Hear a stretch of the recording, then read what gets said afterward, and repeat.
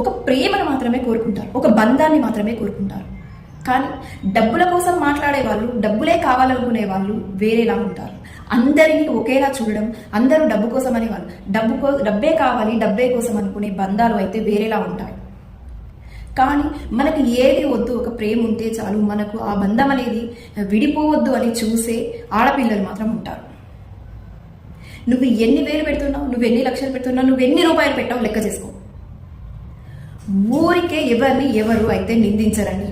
మీరు ఏమైనా అనుకోండి, వాళ్ళు ఏం అడుగుతున్నారు, ఏం చేస్తున్నారు, ఎన్ని రూపాయలు నీ దగ్గర నుంచే లాగారు, ఎంత తిన్నారు, ఎంత చేశారు. ప్రతి ఒక్కరికి ఆడపిల్లలు ఉంటారు, ప్రతి ఇంట్లో ఆడపిల్లలు ఉంటారు, ప్రతి ఒక్కరికి ఆడపిల్లలు ఉన్నారు. నా పిల్లలు బాగుండాలి, మీరు మాత్రం నాశనం కావాలి అనుకునే వాళ్ళు ఆ దేవుడే చూస్తారు. ఎవరు అయితే పైసల కోసము, డబ్బుల కోసము, బంగారాల కోసము, ఆస్తులంటూ అంతస్తులంటూ ఉండే వాళ్ళు వేరేలా ఉంటారు. వాళ్ళ ప్రవర్తన, వాళ్ళ తీరు వేరేలా ఉంటుంది. కానీ ఒక బంధం ఉంటే చాలు అనుకునే వాళ్ళు కొందరు ఉంటారు. వీళ్ళకి వాళ్ళకి చాలా తేడా ఉంటుంది, గమనించండి. కానీ నీ పిల్లలే బాగుండాలి, వేరే వాళ్ళ పిల్లలు ఖరాబ్ కావాలి, నేనే బాగుండాలి, నా పిల్లలే బాగుండాలి, ఎవడెక్కడ పోతే నాకేంటి అని, నా పిల్లలే బాగుండాలి, నా పిల్లలే సంతోషంగా ఉండాలి. ఎదుటి వాళ్ళ పిల్లలు కూడా వీరా ఎలా అయితే కన్నారో, ఎలా అయితే పెంచారో వాళ్ళు కూడా అలానే కంటారు, అలానే పెంచుతారు. నువ్వే బాగుండాలి, నీ పిల్లలే బాగుండాలి, వాళ్ళు నాశనం కావాలనుకోవడం ఎంతవరకు న్యాయం?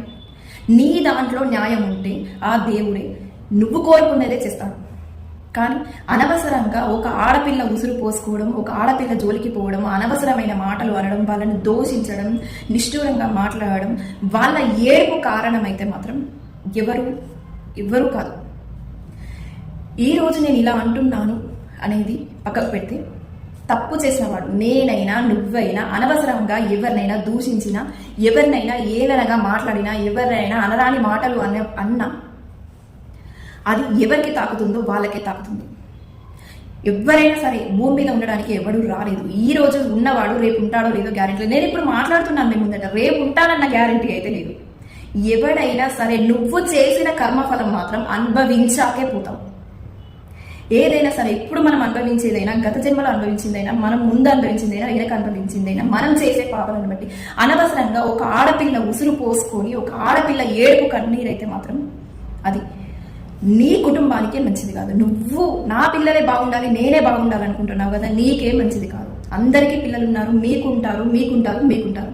కానీ అందరి పిల్లలను కూడా అందరూ మన వాళ్ళే అనుకొని మనం బాగుండాలి, మన పిల్లలు బాగుండాలి, మన ఎదుటి వాళ్ళు కూడా బాగుండాలి, వాళ్ళు కూడా పిల్లలే అని మాత్రం అనుకోండి. మీరే పిల్లలు, మీకే పిల్లలు, వేరే వాళ్ళ పిల్లలు మాత్రం నాశనం కావాలని మాత్రం అనుకోకండి.